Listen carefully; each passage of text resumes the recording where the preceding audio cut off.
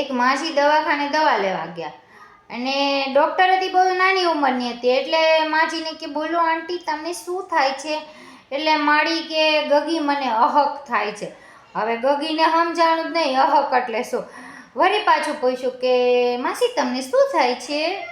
એટલે માજીએ તો કીધું કે મને અહક થાય છે. એટલે ઓલીને વળી ન સમજાણું એટલે બાજુવાળીને પૂછ્યું કે આંટીને અહક થાય છે. ઓલીએ થોડોક મગજનો ઉપયોગ કર્યો, ફોનમાં સર્ચ કર્યું કે અહક એટલે શું, પણ એને બહુ ટપા ન પડ્યા તો એને ચિઠ્ઠી કરી દીધી કે સેટરડેના દિવસે આવજો, ડૉક્ટર આવશે.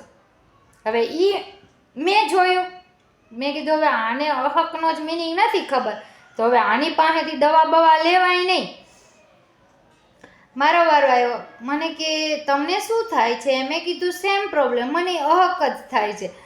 તો કે લે અહક બધાયને કેમ થાય છે? મેં કીધું આ નવો વાયરસ નીકળ્યો છે અહક.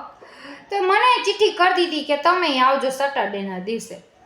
બહાર નીકળીને કાઉન્ટરવાળાને કીધું કે એટલે અહકનો મિનિંગ સમજાવ.